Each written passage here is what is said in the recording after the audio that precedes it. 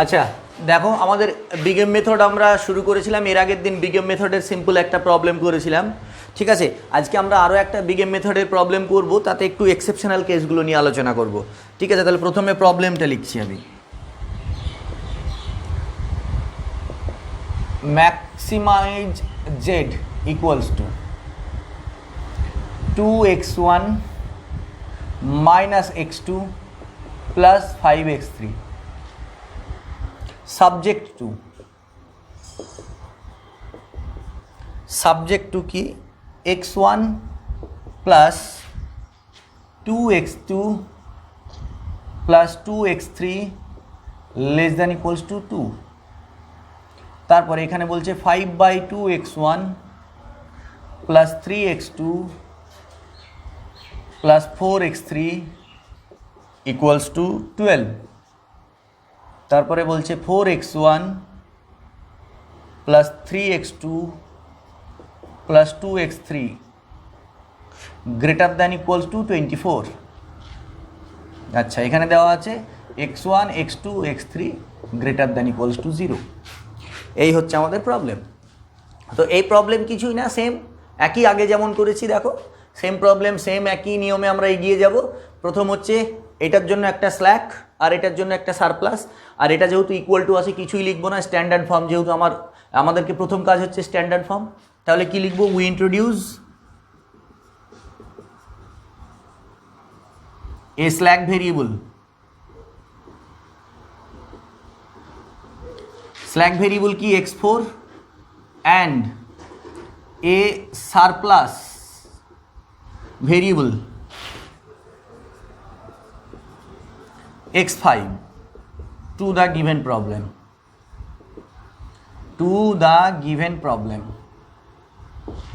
then the problem becomes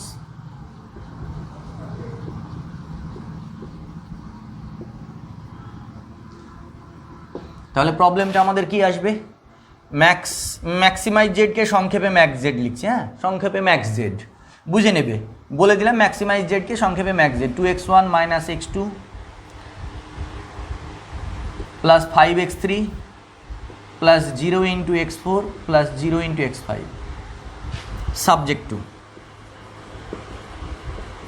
subject to কি লিখবো? x1 plus 2x2 plus 2x3, এইটার জন্য আমরা স্ল্যাক যোগ করছি, plus 0 into x5 equals to 2। এখানে আমার কিছু নেই, 5-এর 2x1 plus 3x2 plus 4x3 plus 0 into x5 plus 0 into x6 equals to x4 x5 equals to 12।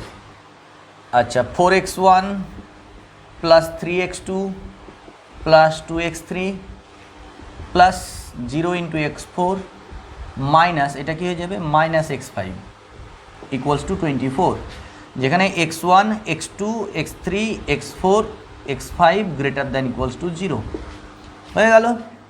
ব্যাস, এবার আমাদের কাজ কি? আমাদের কাজ হচ্ছে এবার টেবিল তৈরি করা। তো টেবিল যখন আমরা তৈরি করব বা টেবিল তৈরি করতে যখন আমরা যাব, একটা জিনিস আমাদেরকে কি দেখতে হবে, যে আমাদের এটা যেহেতু তিনটে ভেরিয়েবল, তিনটে ইকুয়েশন আছে, এর সহগগুলো নিয়ে, যেটা আমি সহজ উপায়ে চিনার বলেছিলাম, যে বেসিস ম্যাট্রিক্সটা বা 3x3 আইডেন্টিটি ম্যাট্রিক্স ফর্ম করছে কিনা দেখব। তাহলে 3x3 কী করছে দেখো, 1 0 0, আর কি কোনো কিছু আছে? মানে এই জিনিসটা আসছে কি 1 0 0 0 1 0 0 0 1, এই বিষয়টা আসছে কিনা আমরা একটু অবজার্ভ করব। তো দেখো এই বিষয়টা আমাদের আসছে না, কেবলমাত্র এই ফার্স্ট কলামটা আসছে,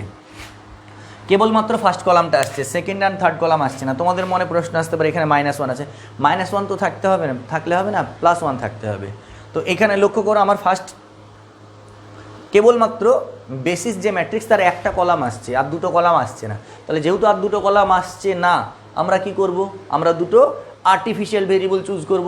আগের দিন যেমন আমরা আলোচনা করেছিলাম, সেম এখানে দুটো আর্টিফিশিয়াল ভেরিয়েবল নেব। আর্টিফিশিয়াল ভেরিয়েবল দুটো কী নেব? একটা নেব x6, একটা নেব x7, কার মতো করে? আমার ঠিক যেমন দরকার এই কলম দুটো, সেই কলাম দুটোর মতো করে। তাহলে কি করব? উই ইন্ট্রোডিউস, আচ্ছা এখানে মুছে দিই, তোমাদের হয়তো বুঝতে অসুবিধা হতে পারে নিচে, তার জন্য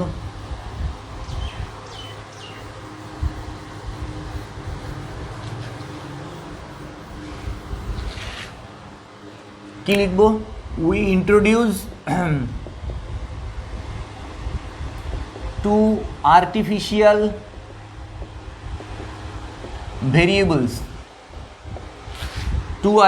variables की x6 and x7 to the given problem.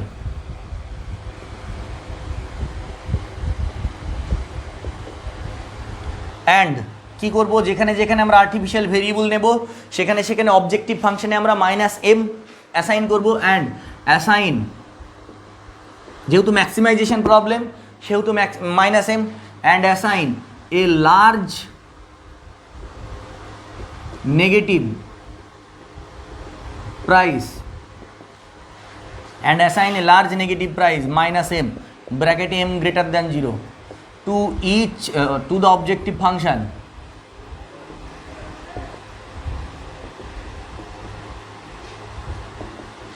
for each of the artificial variables. each of the artificial variables, প্রত্যেকটা আর্টিফিশিয়াল ভেরিয়েবলসের জন্য। ঠিক আছে, আর্টিফিশিয়াল ভেরিয়েবলসের জন্য আমরা কি করলাম, আমাদের -m, এটা মুছে দিলে হবে না, এটা দেখেই তো লিখতে হবে। ঠিক আছে, তো লিখি, কি করব আমরা, ম্যাক্স জেড ইকুয়ালস টু কি হবে, 2x1 - 2x2 plus 5x3 plus 0 into x4 plus 0 into x5 minus m into x6 minus m into x7 subject to কি হবে, x1 plus 2x2, এটা 2 হবে, দুটোই x1 হয়ে গেছে, plus 2x3 plus x4 plus 0 into x5, এখানে তো আমার লাগবে না, এখানে 1 0 0 হয়েই আছে, তাহলে কী হবে, plus 0 into x6 plus 0 into x7 equals to আমার 2। তারপর একটা 5/2x1 plus 3x2 plus 4x3 plus 0 into x4 plus 0 into x5, এবার এখানে আমরা 1 নিয়ে আসবো, তাহলে এখানে লিখবো x6 plus 0 into x7 equals to 12। আমার ঠিক যেমন যেমন প্রয়োজন আমি ঠিক সেইভাবেই আর্টিফিশিয়াল ভেরিয়েবলগুলোকে আমার এইখানে লিখে নেব। ঠিক আছে, যেমন যেমন আমার প্রয়োজন সেই প্রয়োজন অনুসারেই আমি লিখে নেব। তারপরেরটা কি, 4x1 plus 3x2 plus 2x3 plus 0 into x4 minus x5 plus 0 into x6 plus x7 equals to 24 দিয়ে x1 x2 x3 x4 x5 x6 x7 greater than equals to 0, এই হয়ে গেল, ব্যাস মুছে দিলাম। আমাদের টেবিল করার মতো জায়গায় আমরা চলে এসেছি, আমাদের কাজ কমপ্লিট হয়ে গেছে। আমরা এবার বলতে পারবো যে হ্যাঁ আমরা টেবিল বানাতে পারবো। তাহলে টেবিল যখন বানাতে পারবো তখন আমরা টেবিল বানাই।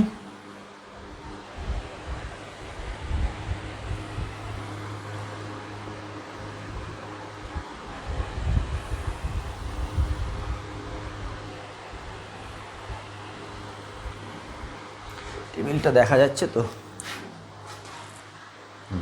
ঠিক আছে। তো এখানে বিশাল যে একই ক্যালকুলেশনটা সবই এক, তোমরা প্রচুর সিমপ্লেক্স অ্যালগরিদম প্র্যাকটিস করতে হবে। সিমপ্লেক্স অ্যালগরিদমটাকে ভালোভাবে কন্টিনিউ করতে গেলে সিমপ্লেক্স অ্যালগরিদমে উপরে তোমাদেরকে, যদি সিমপ্লেক্স অ্যালগরিদমের উপরে তোমাদেরকে এক্সপার্ট হতে হয় তাহলে তোমাদেরকে কিন্তু প্র্যাকটিস করতে হবে। সিমপ্লেক্স অ্যালগরিদম প্র্যাকটিস না করলে হবে না, কথাতেই বলে প্র্যাকটিস প্লেজ এ রোল।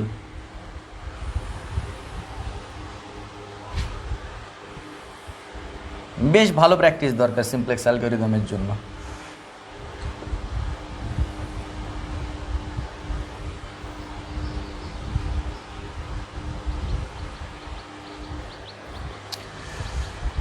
এটা হচ্ছে CJ B alpha 1 alpha 2 alpha 3 alpha 4 alpha 5 alpha 6 alpha 7, 7টা আছে।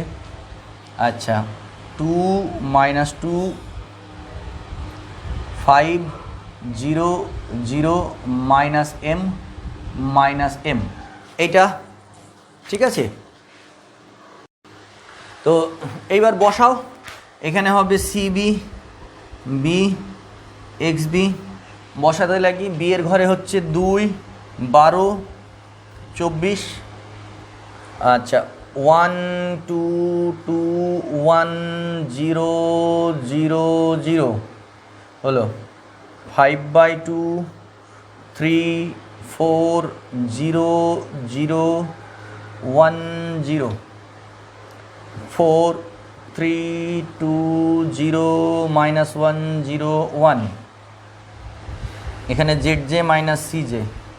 আচ্ছা প্রথম কলামে কোনটা বসবে জানো তোমরা খুব ভালোভাবেই, এটা বসবে আলফা 4 1 0 0, তারপরে আলফা 6 0 1 0, তারপরে আলফা 7, এর corresponding variable x4 x6 x7, alpha 4 এর মাথায় 0, আলফা 6 এর মাথায় মাইনাস এম, আর আলফা 7 এর মাথায় মাইনাস এম। হয়ে গেল। এবার আমরা কি করব, Z J minus C J বের করব। Z J minus C J 0 minus 5m/2 minus 4m minus 4m minus 2, তাহলে 2 যদি লসাগু হয় মাইনাস 5 আর মাইনাস 13m মাইনাস 4, তার মানে মাইনাস 13m/2 মাইনাস 2 এইটা, তাহলে এটা হচ্ছে minus 13m/2 minus 2, minus 13m/2 minus 2 এইটা। আর একবার দেখিনি, minus 5m/2 minus 4m minus 2, 2 লসাগু মাইনাস 5 মাইনাস 8 মাইনাস 13 মাইনাস 4, ঠিক আছে। Next 0 minus 2m minus 3m minus 3 minus 6m minus 6m minus এ মাইনাস এ প্লাস 2 মাইনাস 6m প্লাস 2। আচ্ছা এইটা 4 দুগুণ, এটা 0 minus 4m minus 2m minus 6m minus 5 minus 6m minus 5, এগুলো তো আমরা জানি চোখ বন্ধ করে, এটাও 0 এটাও 0 এটাও 0, ক্যালকুলেশন করার দরকার নেই। আর এটা মাইনাসে মাইনাসে প্লাস n, এই হচ্ছে আমাদের ক্যালকুলেশন। এইবার আমাদের কোনটা সব থেকে বড় নেগেটিভ, দেখো এখানে মাইনাস 6m এখানে মাইনাস 6m, আর এখানে 13m/2 তার মানে 6.5m, তাহলে এটাই সব থেকে নেগেটিভ হচ্ছে।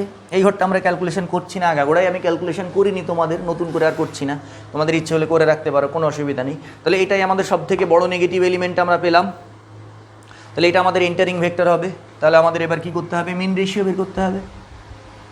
মিন রেশিও বের করে ফেলো। মিন রেশিও কত বেরোবে আমাদের, b/α1, এই যে b/α1 যেটা বেরোবে, b/α1 2/1 2, 3/5 তার মানে 6/5, 3/5 মানে 6/5, আর 3 কোথায় কি করে ফেলিলাম, 2/1 2, 12/5 2, 12/5 2, 2 উপরে গেলে 24/5,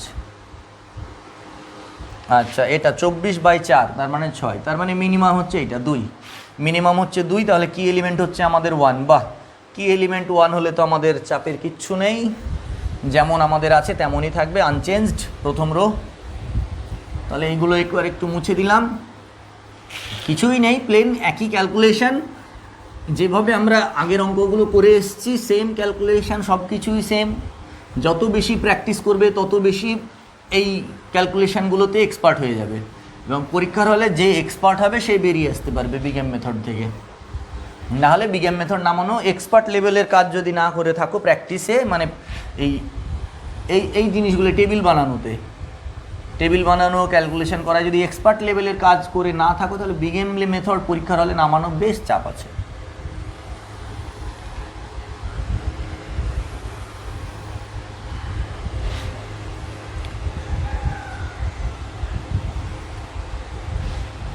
আবার আমাদেরকে কটা ঘর করতে হবে, আচ্ছা এটা যদি 1 0 0 হয় তাহলে 1 0 0 কোথায় আছে, 1 0 0 আলফা 4, আলফা 4 বেরিয়ে যাচ্ছে আমার, তাই না,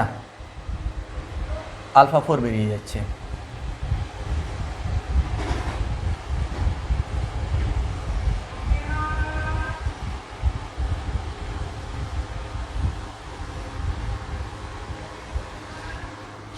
ঠিক আছে, তো এবার ক্যালকুলেশনগুলো আমাদেরকে একটু দেখতে হবে।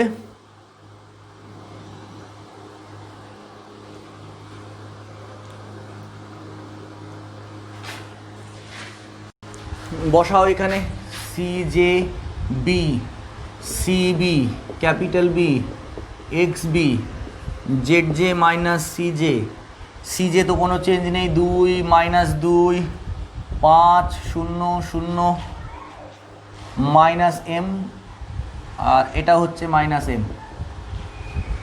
এটা alpha 1 alpha 2 alpha 3 alpha 4 alpha 5 alpha 6 alpha 7 হলো। আচ্ছা, আমার কি হবে, প্রথম রোয়ে কোনো চেঞ্জ হবে না, কি এলিমেন্ট যেহেতু 1 আছে তাহলে 2 1 2 2 1 0 0 0, তিনটেই 0 আছে না।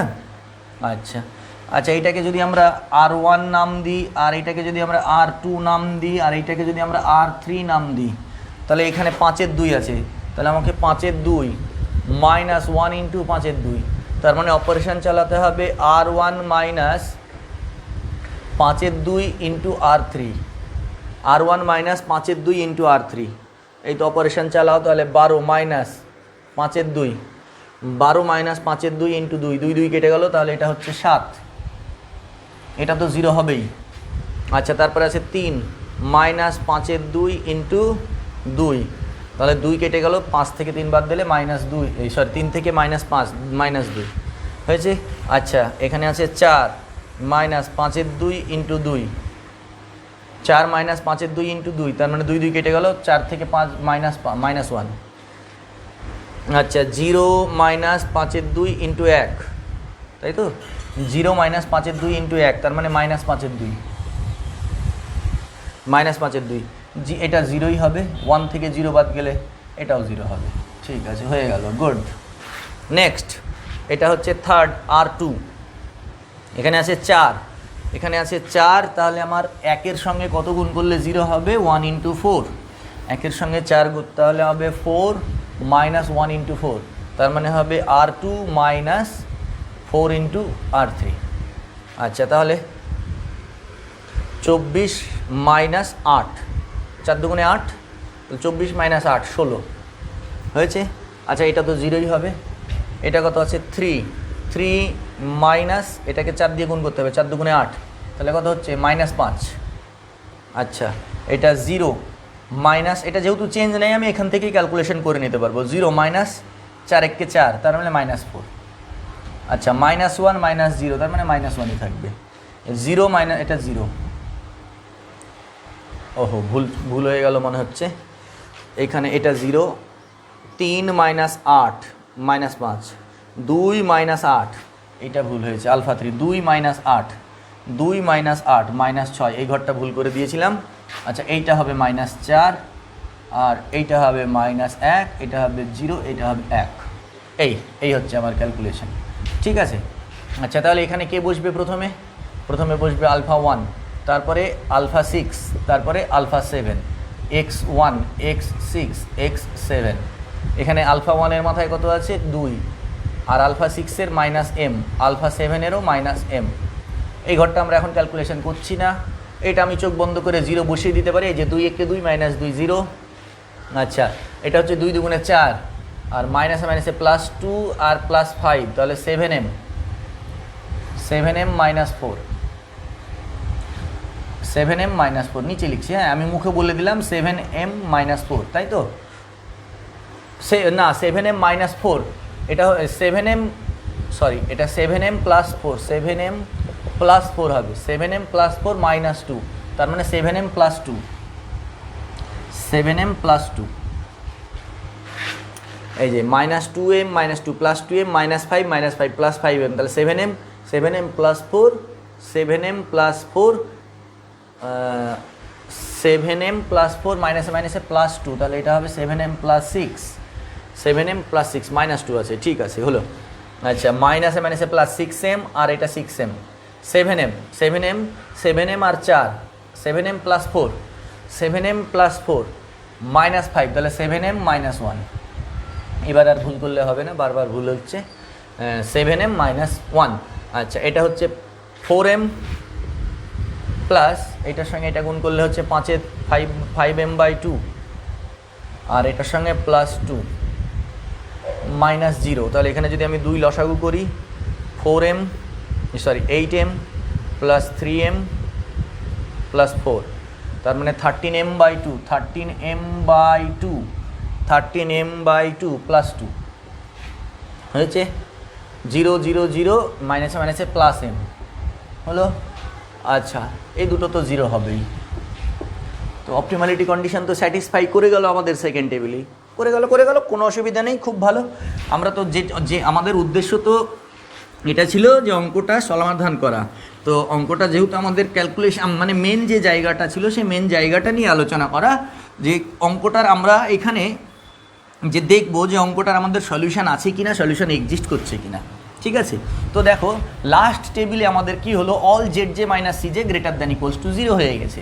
ঠিক আছে, এই যে অল ZJ - CJ এই দেখো এটাও পজিটিভ, এটাও পজিটিভ, এটাও পজিটিভ, এগুলো তো 0। এইবার তোমাদের মনে প্রশ্ন আসতে পারে 7m - 1 এসছে, এই যে 7m - 1 এটাকে আমি পজিটিভ বলবো না নেগেটিভ বলবো? m অনেক বড় একটা কোয়ান্টিটি, অনেক বড় লার্জ কোয়ান্টিটি, এত বড় লার্জ কোয়ান্টিটি, সেখান থেকে -1 বিয়োগ করলে তার উপরে কোনো প্রভাব পড়ে না। তাহলে এটা আমাদের কি হচ্ছে, অপটিমালিটি কন্ডিশন স্যাটিসফাই করে গেল। All ZJ - CJ > 0 condition satisfy করে গেল। এইবার হচ্ছে আমি সলিউশন লিখবো। তাহলে এবার আমি যখন সলিউশন লিখবো, তোমাদের আগের দিনও আমি আলোচনা করেছিলাম, সলিউশন লেখার আগে আমি একটা জিনিস চেক করব, কি চেক করব, আমার বেসিসে আর্টিফিশিয়াল ভেরিয়েবল আছে কিনা। দেখো বেসিসের মধ্যে আর্টিফিশিয়াল ভেরিয়েবল আছে, x6 আর x7 দুটো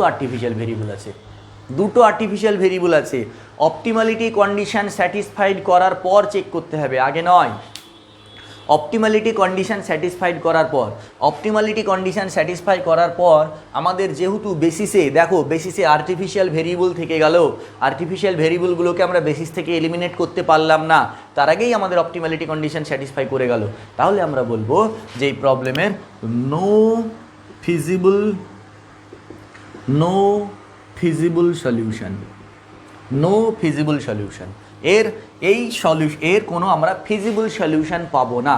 আমরা লাস্টে কনক্লুশন টানবো যে since artificial variables appears in the basis in the last table and all ZJ - CJ > 0, the optimality condition is satisfied in the second table, all ZJ - CJ > 0 in the second table, and hence the optimality condition is satisfied. But there are artificial variables x6 and x7 in the basis. ভাষাটা তোমরা নিজেদের মতো করে সুন্দর করে গুছিয়ে লিখতে পারো। There are artificial variables x6 and x7 in the basis. So the conclusion is the given problem has no feasible solution. এই প্রবলেমের কোনো ফিজিবল সলিউশন আমরা পাবো না। এটা একটা এক্সেপশনাল কেস যেটা আমাদের আলোচনা করার ছিল। আচ্ছা, আর আমি তোমাদের যখন সিমপ্লেক্স অ্যালগরিদম করিয়েছি তখন আমরা কি করেছি, মিন রেশিও যদি সব আমাদের নেগেটিভ আসতো তাহলে আনবাউন্ডেড সলিউশন আসতো। এখানেও সেম কেস অ্যারাইজ করবে। যদি এখানেও দেখো যে মিনিমাম রেশিও বের করতে গিয়ে সমস্ত মিনিমাম রেশিও আমরা দেখা যাচ্ছে এখানে মিন রেশিও বের করার চেষ্টা করলাম, সব নেগেটিভ আসলো, কথার কথা ধরে নিচ্ছি, এই অঙ্কটায় দেখা যাচ্ছে মিন রেশিও সব নেগেটিভ আসলো, তাহলে এখানে এখানে আমরা কি লিখবো, আনবাউন্ডেড সলিউশন। ওখানে যে বিষয়টা ছিল এখানেও same unbounded solution. Minimum ratio যদি সব আমার নেগেটিভ আসে তাহলে পরের টেবিলে যেতে পারবো না, তখন আনবাউন্ডেড সলিউশন। আর এখানে যদি আমার আর্টিফিশিয়াল ভেরিয়েবল অ্যাপিয়ার করে তাহলে নো ফিজিবল সলিউশন। বিষয়গুলো গুলিয়ে ফেলে স্টুডেন্টরা, কখন আনবাউন্ডেড সলিউশন আর কখন নো ফিজিবল সলিউশন, এই জায়গাগুলো থেকে কিন্তু একটু পরিষ্কার ধারণা রাখতে হবে। পরীক্ষার হলে তোমার কি আসলো, তোমার আনবাউন্ডেড সলিউশন আসলো, মানে তোমার অঙ্ক করে তুমি আনবাউন্ডেড সলিউশন পেয়ে গেছো, লিখে দিয়ে চলে আসলে নো ফিজিবল সলিউশন। ঠিক আছে, তখন হয়তো সেটা এক্সামিনারের উপরে নির্ভর করবে, এক্সামিনার হয়তো নাম্বারই দিল না, এত বড় একটা পরিশ্রম করলে করে নাম্বারই পেলে না। হয়তো তোমার আনবাউন্ডেড সলিউশন আসছে, তুমি লিখে দিয়ে চলে আসলে নো ফিজিবল সলিউশন।